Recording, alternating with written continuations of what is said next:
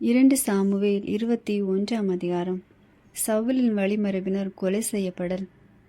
தாவீதின் காலத்தில் 3 ஆண்டுகள் தொடர்ந்து பஞ்சம் ஏற்பட்டது. தாவீது ஆண்டவரின் திருவுளத்தை நாடினார். கிபேயோனியாரை சவுல் கொலை செய்ததன் காரணத்திற்காக அவன் மீது அவன் வீட்டார் மீதும் இரத்தப்பழி உள்ளது என்றார் ஆண்டவர். அரசர் கிபேயோனியரை அழைத்து பேசினார். கிபேயோனியர் இஸ்ரேலை சார்ந்தவர் அல்ல, அவர்கள் எமேரியரில் எஞ்சியவர். இஸ்ரேலர் அவர்களுக்கு வாக்குறுதி அளித்திருந்தும் இஸ்ரேல் மீதும் யூதாவின் மீதும் தாம் கொண்டிருந்த பெயர் ஆர்வத்தின் காரணமாக சவுல் அவர்களை அழிக்க முயன்றார். தாவீது கிபேயோனியரிடம், உங்களுக்காக நான் செய்ய வேண்டியது என்ன? நீங்கள் ஆண்டவரின் உரிமை சொத்துக்கு ஆசி வழங்குமாறு நான் என்ன கழுவாய் செய்ய வேண்டும் என்று கேட்டார். கிபேயோனியர் தாவீதிடம், சவுலிடமிருந்தோ அவன் வீட்டாரிடமிருந்தோ நாங்கள் பொன்னையோ வெள்ளியோ எதிர்பார்க்கவில்லை. இஸ்ரேலில் ஒருவனை கொல்ல வேண்டும் என்று நாங்கள் விரும்பவில்லை என்று கூறினார். தாவீது, நீங்கள் விரும்புவதை நான் செய்வேன் என்றார். கிபேயோனியர் அரசரிடம், நாங்கள் இஸ்ரேல் எல்லையில் எங்குமே இல்லாமல் ஒளிந்து போக சதி செய்தவன், எங்களை அழித்தவன் ஒருவன் உண்டு.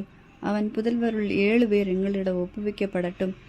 ஆண்டவரால் தேர்ந்தெடுக்கப்பட்ட சவுலின் நகரான கிபேயோனில் அவர்களை ஆண்டவருக்காக கழுவிலேற்றுவோம் என்று கூறினர். அரசரும் அவர்களை ஒப்புவிக்கிறேன் என்றார். ஆனால் தாவீதும் சவுலின் மகன் யோனத்தானும் ஆண்டவர் முன்னிலையில் செய்து கொண்ட வாக்குறுதியின் பொருட்டு சவுலின் மகன் யோனத்தானுக்கு பிறந்த மேய்பெசோத்தை அரசர் தப்பவிட்டார். ஐயாவின் மகள் இரிசிபா சவுலுக்கு பெற்றெடுத்த புதல்வர்களான அர்மோனி, மெபிபெசத்து ஆகிய இருவரையும் சவுலின் மகள் மெராபு, மெஹோலத்தியன் பர்சில்லாயின் மகன் அத்ரேலுக்கு பெற்றெடுத்த புதல்வர்கள் 5வரையும் பிடித்து கிபேயோனியர் கையில் அரசர் ஒப்படைத்தார். அவர்களை ஆண்டவர் முன்னிலையில் மலையில் கழுவேற்றினர். அந்த 7 பேரும் ஒன்றாக மடிந்தார்கள். அவர்கள் வார்கோதுமை அறுவடை தொடங்கிய முதல் நாட்களிலே கொலை உண்டார்கள். அப்பொழுது ஐயாவின் மகள் இரிசிபா சாக்கு துணியை எடுத்துக்கொண்டு போய் அதை பாறை மீது தனக்காக விரித்து கொண்டு அறுவடை தொடங்கிய நாள் முதல் வானத்து நின்று அவர்கள் மீது மழை பொழியும் மட்டும் இருந்தாள். பகலில் வானத்து பறவைகளையோ இரவில் காட்டு விலங்குகளையோ அவர்களை தொட அனுமதிக்கவில்லை. சவுலின் வைப்பாட்டியான ஐயாவின் மகள் இரிசிபா செய்தது தாவீதுக்கு அறிவிக்கப்பட்டது. எனவே தாவீது சவுலின் எலும்புகளையும் அவர் மகன் யோனத்தானின் எலும்புகளையும் யாபேசு கிளையாதன் மக்களிடமிருந்து பெற்றுக்கொண்டு வந்தான். பெலிஸ்தியர் அவர்களை கில்போவாபில் வெட்டி வீழ்த்தி பெத்சான் நகர முற்றத்தில் கழுவிலேற்றினர். அந்த முற்றத்தில் இருந்துதான் யாபேசு கிளையாதன் ஆட்கள் எலும்புகளை திருடி சென்றிருந்தனர். சவுலின் எலும்புகளை அவர் மகன் யோனத்தானின் எலும்புகளை அங்கிருந்து கொண்டு வந்து கழுவிலேற்றப்பட்ட இவர்களின் எலும்புகளை ஒன்று சேர்த்தனர். சவுலின் எலும்புகளை அவன் மகன் யோனத்தானின் எலும்புகளை பென்யமீன் நிலப்பகுதியான செலாவில் அவர் தம் தந்தை கீசின் கல்லறையில் அடக்கம் செய்தனர். அரசர் கட்டளையிட்டவாறே அனைத்தையும் செய்தனர். அதன் பின் நாட்டுக்காக செய்யப்பட்ட வேண்டுதலை கடவுள் கேட்டார். பெலிஸ்தியரோடு போர். பெலிஸ்தியர் இஸ்ரேலரோடு மீண்டும் போரிட வந்தனர். தாவீதும் அவரோடு அவருடைய பணியாளர் இறங்கி சென்று பெலிஸ்தியரோடு போரிட்டனர். தாவீது களைப்புற்றிருந்தார். அப்போது 3.5 கிலோகிராம் எடையுள்ள ஈட்டியை கையில் ஏந்தி புதிய வாளை இடையில் கட்டியிருந்த இஸ்பெனேபு என்ன அரக்கர் இனத்தவன் ஒருவன் தாவீதை தாக்கவிருந்தான். சிரியாவின் மகன் அபிசாய் அவருடைய உதவிக்கு வந்து அப்பெலிஸ்தியனை வெட்டி கொன்றான். எனவே தாவீதின் ஆட்கள், இஸ்ரேலின் விளக்கு அணைந்து போகாத வண்ணம் நீர் இனி எங்களோடு போருக்கு வரக்கூடாது என்று அவரிடம் ஆணையிட்டு சொன்னார்கள். இது நடந்த பின் மீண்டும் பெலிஸ்தியரோடு கோபி என்னும் இடத்தில் போர் மூண்டது. அரக்கர் இனத்தவன் ஒருவனான சாபை ஊசாத்தினான சிபேய்காய் கொன்றான். மீண்டும் ஒருமுறை கோபில் பெலிஸ்தியரோடு போர் நடந்த பெத்லஹேமை சார்ந்த யாகாரே ஓர்மின் மகன் எல்கானன் கித்தியனான கோலியாத்தை கொன்றான். அவனது ஈட்டியின் கோல் நெசவாளன் படைமரம் போன்றிருந்தது. மீண்டும் காத்தில் போர் மூண்டது. கைகளிலும் கால்களிலும் 6 விரல்களுடன் 24 விரல்களை கொண்ட நெட்டையன் ஒருவன் இருந்தான். அவனும் அரக்கர் இனத்தவன். அவன் இஸ்ரேலை பழித்தான். தாவீதின் சகோதரர் சிமியன் மகன் யோனத்தான் அவனை கொன்றான். தாவீதின் கையாலும் அவரது பணியாளரின் கையாலும் வீழ்த்தப்பட்ட இந்த 4வரும் காத்து நாட்டில் அரக்கர் வழிமரபினரே. 22ஆம் அதிகாரம். தாவீதின் வெற்றி பாடல். ஆண்டவர் தாவீதை அவருடைய எதிரிகள் அனைவரின் கையினின்றும் சவுலின் கையினின்றும் விடுவித்த போது அவர் ஆண்டவருக்கு பரணிசைத்து பாடியது. ஆண்டவர் என் கற்பாறை, என் கோட்டை, என் மீட்பர், என் கடவுள், நான் புகலிடம் தேடும் மலை அவரே. என் கேடயம், எனக்கு மீட்பளிக்கும் வல்லமை, என் அரண், என் தஞ்சம், என் மீட்பர், கொடுமையினின்று என்னை விடுவிப்பவரும் அவரே. போற்றுக்குரிய ஆண்டவரை நோக்கி நான் மன்றாடினேன்.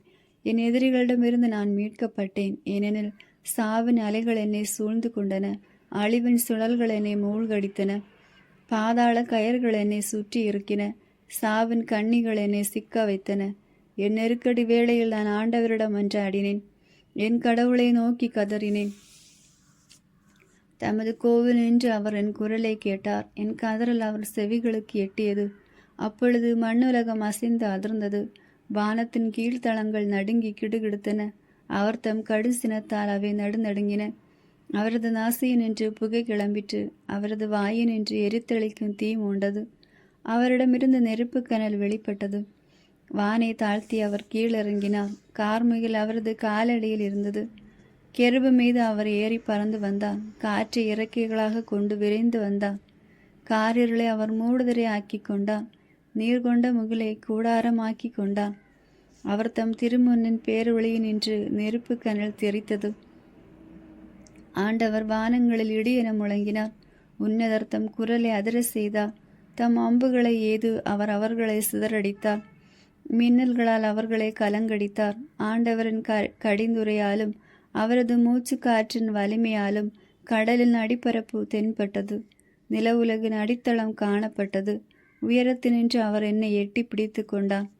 வெள்ளப்பெருக்கு நின்று என்னை காப்பாற்றினார். என் வலிமை மிகு எதிரிடமிருந்து அவர் என்னை விடுவித்தார். என்னை விட வலிமை மிகு பகைவரிடமிருந்து என்னை பாதுகாத்தார். எனக்கு இடுக்கண் வந்த நாளில் அவர்கள் என்னை எதிர்த்தார்கள். ஆண்டவரோ எனக்கு ஊன்றுகோலாயிருந்தார். நெருக்கடியேற்ற இடத்திற்கு அவர் என்னை கொணர்ந்தார். நான் அவர் மனத்திற்கு உகந்தவனாயிருந்ததால் அவர் என்னை விடுவித்தார். ஆண்டவர் எனது நேர்மைக்கு உரிய பயனை எனக்கு அளித்தார். என் மாசற்ற செயலுக்கு ஏற்ப கைமாறு செய்தார். ஏனெனில் நான் ஆண்டவர் காட்டிய நெறியை கடைபிடித்தேன். பொல்லாங்கு செய்து என் கடவுளை விட்டு அகலவில்லை. அவர் தம் நீதி நெறிகளை எல்லாம் என் கண்முன் வைத்திருந்தேன். அவர் தம் விதிமுறைகளை நான் ஒதுக்கி தள்ளவில்லை. அவர் முன்னிலையில் நான் மாசற்றவனாயிருந்தேன். தீங்கு செய்யா வண்ணம் என்னை காத்து கொண்டேன். ஆண்டவர் என் நேர்மைக்கு உரிய பயனை அளித்தார். அவர் தம் பார்வையில் நான் குற்றமற்றவனாயிருந்தேன். மாறா அன்பருக்கு மாறா அன்பராகவும் மாசற்றோருக்கு மாசற்றவராகவும் நீர் விளங்குகின்றீர். தூயோர்க்கு தூயவராகவும் வஞ்சகருக்கு விவேகியாகவும் நீர் காட்டுகின்றீர். எளியோர்க்கு நீர் மீட்பளிக்கின்றீர். செருக்குற்றோரை ஏளனத்துடன் நீர் பார்க்கின்றீர். ஆண்டவரே, நீரே என் ஒளி விளக்கு. ஆண்டவரே, இருளை ஒளிமயமாக்குகின்றார். உன் துணையுடன் நான் எப்படையும் நசுக்குவேன். என் கடவுளின் துணையால் எம்மதிலையும் தாண்டுவேன். இந்த இறைவனின் வழி நிறைவானது. ஆண்டவரின் வாக்கு நம்பத்தக்கது. அவரிடம் அடைக்கலம் புகும் அனைவருக்கும் அவரே கேடயமாயிருக்கின்றார். ஏனெனில் ஆண்டவரை தவிர வேறு இறைவன் யார்? நம் கடவுளை தவிர நமக்கு வேறு கற்பாறை ஏது? இந்த இறைவன் எனக்கு வலிமை மிகு கோட்டையாய் உள்ளார். என் வழியை பாதுகாப்பானதாய் செய்தவரும் அவரே. அவர் என் கால்களை மான்களின் கால்களைப் போல் ஆக்குகின்றார். உயர்ந்த இடத்தில் என்னை நிலை நிறுத்துகின்றார். போருக்கு என்னை அவர் பழக்குகின்றார். எனவே வெண்கல வில்லையும் என் புயங்கள் வளைக்கும். பாதுகாக்கும் கேடயத்தை நீர் எனக்கு வழங்கினீர். உமது துணையால் என்னை பெருமைப்படுத்தினீர். நான் நடக்கும் வழியை அகலமாக்கினீர். என் கால்கள் தடுமாறவில்லை. என் எதிரிகளை துரத்தி சென்று அழித்தேன். அவர்களை அழித்தொழிக்கும் வரை நான் திரும்பவில்லை. நான் அவர்களை கொன்று அழித்தேன். அவர்கள் எழுந்திருக்கவில்லை. அவர்கள் என் காலடியில் வீழ்ந்து கிடந்தார்கள். போரிடும் ஆற்றலை எனக்கு அரைக்கட்சியாக அளித்தீர். என்னை எதிர்த்தவர்களை எனக்கு அடிபணிய செய்தீர். என் எதிரிகளை புறமுதுகிட செய்தீர். என்னை வெறுத்தோரை நான் அழித்து விட்டேன். உதவி வேண்டி அவர்கள் கதறினார்கள். ஆனால் அவர்களுக்கு உதவுவார் யாரும் இல்லை. அவர்கள் ஆண்டவரை நோக்கி மன்றாடினார்கள். ஆனால் அவர்களுக்கு அவர் பதில் அளிக்கவில்லை. எனவே நான் அவர்களை மண்ணின் பொழுது என நசுக்கினேன். அவர்களை தெருச்சேரென மிதித்து தெறிக்க செய்தேன். என் மக்களின் கலகத்தினின்று என்னை விடுவித்தீர். பிற இனங்களுக்கு என்னை தலைவனாக்கினீர். முன்பின் அறியாத மக்கள் எனக்கு பணிவிடை செய்தனர். வேற்று நாட்டவர் என்னிடம் கூனி குறுகி வந்தனர். அவர்கள் என்னை பற்றி கேள்விப்பட்டவுடன் எனக்கு கீழ்ப்படிந்தனர். வேற்று நாட்டவர் உள்ளம் தளர்ந்தனர். தம் அரண்களிலிருந்து நடுங்கிக் கொண்டு வெளியே வந்தனர். ஆண்டவர் உண்மையாகவே வாழ்கின்றார். என் கற்பாரையா அவர் போற்ற பெறுவாராக. என் மீட்பின் கற்பாரையாம் கடவுள் மாட்சி உருவாராக. எனக்காக பழிவாங்கும் இறைவன் அவர். மக்கள் இனங்களை எனக்கு கீழ்ப்படுத்தியவரும் அவரே. என் பகைவரிடமிருந்து என்னை அழைத்து வந்தவர் அவரே. என் எதிரிகளுக்கு மேலாக என்னை உயர்த்தினீர். என்னை கொடுமைப்படுத்தியவரிடமிருந்து நீர் என்னை காத்தீர். ஆகவே ஆண்டவரை, பிற இனத்தாரிடையே உம்மை போற்றுவேன். உம் பெயருக்கு புகழ் மாலை சாற்றுவேன். தாம் ஏற்படுத்திய அரசருக்கு மாபெரும் வெற்றியை அளிப்பவர் அவர். தாம் திருப்பலி செய்த தாவீதுக்கும் அவர் தம் மரபினருக்கும் என்றென்றும் பேரன்பு காட்டுபவரும் அவரே. 23ஆம் அதிகாரம். தாவீதின் இறுதி மொழிகள். மேன்மை மிக்கவரும் யாக்கோபின் கடவுளிடம் திருப்பொழிவு செற்றவரும் இஸ்ரேலின் இனிமை மிகு பாடகரும் ஈசாயின் மைந்தருமான தாவீதின் இறுதி மொழிகளாவன. ஆண்டவரின் ஆவி என் மூலம் பேசினார். அவரது வார்த்தை என் நாவில் ஒலித்தது. இஸ்ரேலின் கடவுள் என்னோடு பேசினார். இஸ்ரேலின் பாறை எனக்கு கூறினார். மானிடரை, நீதியோடு ஆள்பவன், இறை அச்சத்துடன் ஆள்பவன் விடியற்காலை ஒளியென திகழ்கின்றான். முகிலற்ற காலை கதிரவனென ஒளிர்கின்றான். மண்ணினின்று புல் முளைக்க செய்யும் மழையென விளங்குகின்றான். என் குடும்பம் இறைவனோடு இணைந்துள்ளதன்றோ? அனைத்திலும் திட்டமிடப்பட்டு உறுதியாக்கப்பட்டு என்றும் நிலைக்கும் உடன்படிக்கையை அவர் என்னோடு செய்து கொண்டார். என் அனைத்து மீட்பும் விருப்பும் அவரால் உயர்வு பெறாதோ? இழிமக்கள் அனைவரும் இரும்ப தடியை ஈட்டிக்கோலும் கொண்டு நெருப்பால் முற்றிலும் சுட்டரிக்கப்படுவனவும் கையால் தொடத்தகாதவனுமான காட்டு முட்களை போன்றவர். தாவீதின் புகழ்மிகு வீரர்கள். தாவீதோடு இருந்த வீரர்களின் பெயர்கள்: தக்கமேனியன் யோசேபித்து, மூவரில் முதல்வனாக இருந்த அவன் எஸ்னியேன் அதினோ என்று அழைக்கப்பட்டான். ஏனெனில் அவன் ஒரே சமயத்தில் 800 பேரை தாக்கி கொன்றான். அவனுக்கு அடுத்தவன் அகியோசுக்கு பிறந்த தோதாவின் மகன் எலியாசா. போரிடுமாறு ஒன்று திரண்டு வந்த பெலிஸ்தர் எதிர்த்து சென்ற போது தாவீதுடன் இருந்து வலிமை மிகு வீரர் மூவருள் ஒருவன் அவன். முதலில் இஸ்ரேலர் பின்வாங்கினர். அப்பொழுது அவன் தனித்து நின்று கை சோர்வுற்று வாளோடு ஒட்டிக்கொள்ளும் அளவுக்கு பெலிஸ்தியரை தாக்கினான். ஆண்டவர் அன்று பெரும் வெற்றியை தந்தார். அவன் வீரர்கள் கொள்ளையடிப்பதற்காக அவரிடம் திரும்பினர். அடுத்தவன் ஆராரியன் ஆகோயின் மகன் சம்பா.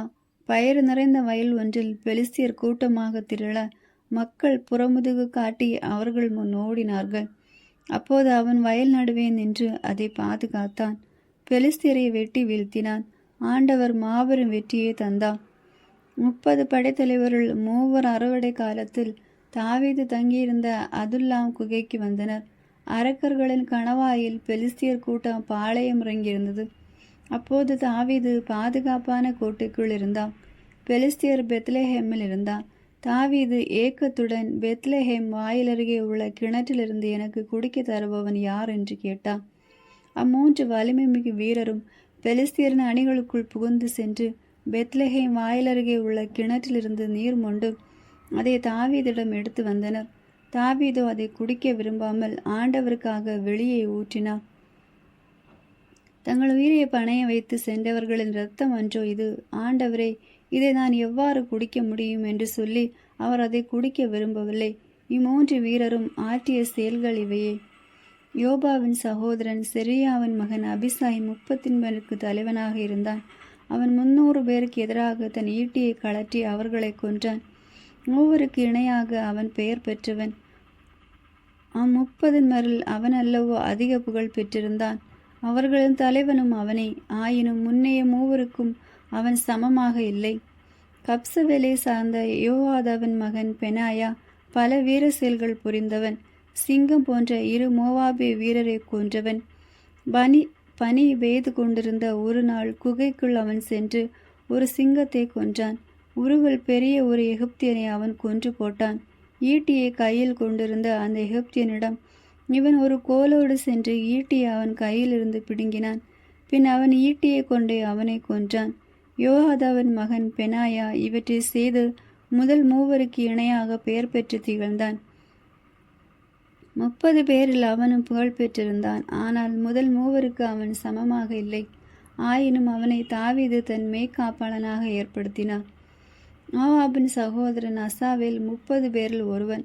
அவர்கள் யாரெனில், பெத்லெஹேமை சார்ந்த தோதாவின் மகன் எல்கானன், அரேதியன் சம்மா, அரேதியன் எலிக்கா, பல்தியன் ஏலேசு, தெக்லோவை சார்ந்த இக்கேசின் மகன் ஈரா, அனாதோத்தியன் அபிசேயர், ஊசாத்தியின் மெபுனாய், அகோகியல், சல்மோன், நெற்றோபயன் மகராய், நொற்றையாவின் பானாவின் மகன் ஏலேபு, பென்னியமினரின் கிபேயாவை சார்ந்த இரிபாவின் மகன் இத்தாய், பிரத்தோனியன் பெனாயா, காகாசு, நீரோடைகளின் இதாய், அர்பத்தியன் அபி அல்போன், பர்கியன் அஸ்மயத்து, சல்போனியன் எலியாபு, யாசியனின் மகன் யோனத்தான், அராரியன் சம்பா, அராரியன் சாராரின் மகன் அகியாம், மாகாத்தியன் அகஸ்பாயின் மகன் எலிபலேற்று, கிலோனியன் அகிதோபலின் மகன் எலியாம், கர்மேலின் எஸ்ரோ, அர்பியன் பாராய், சேபாவை சார்ந்த நாத்தானின் மகன் இகால், காத்தியன் பானி, அமோனியன் செலேக்கு, செரியாவின் மகனும் யோவாவின் படைக்கலனும் தாங்குவோனுமான பெயோத்தியர் நகராய், இத்திரியன் ஈரா, இத்திரியன் காரேபு, இத்திரியன் உரியா, இவர்கள் அனைவருமே அந்த 30 பேர். 24ஆம் அதிகாரம். மக்கள் தொகையை தாவீது கணக்கெடல். மீண்டும் இஸ்ரேல் மீது ஆண்டவரின் சினம் பற்றி எரிந்தது. அவர்களுக்கு எதிராக செயல்பட அவர் தாவீதிடம் புறப்பட்டு போய் இஸ்ரேல் யூத மக்களை எண்ணுவா என்று தூண்டிவிட்டான். அரசர் யோவாபையும் அவரோடு இருந்த படைத்தலைவர்களை அழைத்து, மக்கள் தொகை என்னவென்று நான் அறிய வேண்டும். நீங்கள் தான் முதல் பெர்சேபா வரை அனைத்து இஸ்ரேல் குலங்களிடையே சென்று வீரர்கள் தொகையை கணக்கிடுங்கள் என்றார். யோவாபு அரசரை நோக்கி, ஆண்டவராம் கடவுள் வீரர்களை இப்போது இருப்பதை போல் இன்னும் 100 மடங்கு மிகுதிப்படுத்துவாராக. என் தலைவராம் அரசர் இதை காண்பாராக. ஆனால் என் தலைவராம் ஆண்டவர் இதை செய்ய விரும்புவது ஏன் என்று கேட்டார். இருப்பினும் யோவாபுக்கும் படைத்தலைவருக்கு எதிராக அரசரின் வார்த்தையை நிலைத்தது. இஸ்ரேல் வீரர்களை கணக்கிடுவதற்காக யோவாபும் படைத்தலைவர்கள் அரசர் முன்னிலை நின்று புறப்பட்டு சென்றனர். அவர்கள் யோர்தானை கடந்து காத்து பள்ளத்தாக்கின் நடுவே இருந்த நகரின் வலப்புறம் ஆரையோரில் கூடாரமிட்டு பின்யாசியர் நோக்கி சென்றனர். கிளையாது வந்து அடைந்த பிறகு தத்தீம் கெத்சசி எல்லைக்குள் சென்று தானியானுக்கும் சீதோன் சுற்றுப்புறத்திற்கும் சென்றனர். பிறகு தீர்க்கோட்டைக்கும் இவ்வியர் கானானியரின் அனைத்து நகரங்களுக்கு சென்று அங்கிருந்து யூதாவின் தென்புறமான பெர்சேபா வரை சென்றனர். இவ்வாறு அவர்கள் நாடெங்கு சென்று 9 மாதங்களும் 20 நாட்களும் கடந்த பின் எருசலேமை வந்தடைந்தனர். யோவாபு வீரர்களின் தொகை கணக்கை அரசரிடம் தந்தார். வாளை ஏந்தும் வீரர்கள் 800,000 பேர் இஸ்ரேலிலிருந்து 500,000 பேர் யூதாவிலும் இருந்தனர். வீரர்களின் தொகையை கணக்கெடுத்த பிறகு தாவீது மனவருந்தினார். நான் மாபெரும் பாவம் செய்தேன். ஆண்டவரை, உம் அடியானின் குற்றத்தை மன்னித்தருளும். ஏனெனில் நான் பெரும் மதியினால் நடந்து கொண்டேன் என்று தாவீது ஆண்டவரிடம் மன்றாடினார்.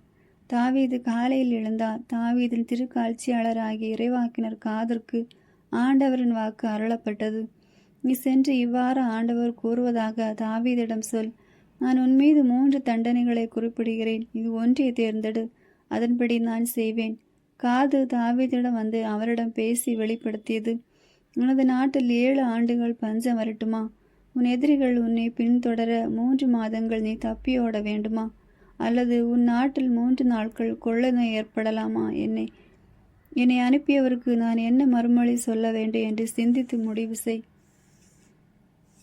நான் மிகவும் மனவேதனையுற்றுள்ளேன். ஆண்டவரது கையில் நாம் விழுவோம், ஏனெனில் அவரது இரக்கம் பெரிது. மனிதரின் கையில் விழ வேண்டாம் என்று தாவீது கூறினார். ஆண்டவர் காலை முதல் குறித்த நேரம் வரை இஸ்ரேலின் மீது கொள்ளை நோய் அனுப்பினார். தான் முதல் பெர்சேபா வரை 70,000 மக்கள் மாண்டனர்.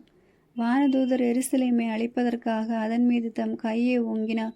ஆண்டவர் அத்தீமையை குறித்து மனவருந்தி மக்களை அழித்து கொண்டிருந்த வானதூதரை நோக்கி, போதும், உன் கையை கீழே போடு என்றார். அப்போது ஆண்டவரின் தூதர் எபிசினார் அரவுனாவின் போரடிக்கும் களத்தருகே இருந்தார். மக்களை அழித்து கொண்டிருந்த ஆண்டவரின் தூதரை தாவீது கண்டபோது அவர் ஆண்டவரை நோக்கி, பாவம் செய்தவன் நான் அல்லவோ? தீச்செயல் புரிந்தவன் நான் அல்லவோ? இம்மந்தை எக்குற்றம் செய்தது? இப்போது உம் கை என்னையும் என் தந்தையின் வீட்டாரையும் வதைப்பதாக என்று கூறினார். அன்று காது தாவீதிடம் வந்து அவரை நோக்கி, நீ சென்று எபூசியன் அரனாவின் போரடிக்கும் களத்திலே ஆண்டவருக்கு ஒரு பலிபீடம் எழுப்பு என்றார். தாவீது காதின் வார்த்தைப்படி எழுந்து சென்று ஆண்டவரின் கட்டளையை நிறைவேற்றினார். அப்போது அரசரும் அவருடைய பணியாளரும் தன்னை நோக்கி வருவதை அரவுனா கண்டான். அரவுனா புறப்பட்டு சென்று முகங்குப்புற தரையில் வீழ்ந்து அரசரை வணங்கினான். என் தலைவராம் அரசர் மடியானிடம் வருவதேன் என்று அரவுனா வினவ, தாவீது மக்களிடமிருந்து கொள்ளை நோய் விலக ஆண்டவருக்கு ஒரு பலிபீடம் எழுப்ப வேண்டும், அதற்காக உன்னிடமிருந்து உன் போரடிக்கிற களத்தை விலைக்கு வாங்க வந்தேன் என்று கூறினார். என் தலைவராம் அரசர் அதை எடுத்துக்கொண்டு தம் விருப்பம் போல் பலி செலுத்துவாராக. இதோ எரிபலிக்கு வேண்டிய காளைகள், போரடிக்கும் உருளைகளும் காளைகளின் நுகத்தடிகளும் விறகாகட்டும். அரசரை, இவை அனைத்தையும் அரவுனா தங்களுக்கு தருகிறான். ஆண்டவராமும் கடவுளும் ஏற்றுக்கொள்வாராக என்று அரவுனா தாவீதிடம் கூறினான். இல்லை, நான் உன்னிடம் விலைக்குதான் வாங்குவேன். நான் இலவசமாக பெற்று என் கடவுளாம் ஆண்டவருக்கு எரிபலி செலுத்த மாட்டேன் என்று அரசர் அரவுனாவிடம் கூறி போரடிக்கும் களத்தையும் காளைகளையும் தாவீது 50 வெள்ளி காசுகளுக்கு வாங்கினார். தாவீது அங்கே ஒரு பலிபீடம் எழுப்பி ஆண்டவருக்கு எரிபலிகளும் நல்லொரு பலிகளும் செலுத்தினார். நாட்டுக்காக செய்த மன்றாட்டை ஆண்டவர் கேட்டருள இஸ்ரேலிலிருந்து கொள்ளை நோய் நீங்கியது. ஆமே. God bless you.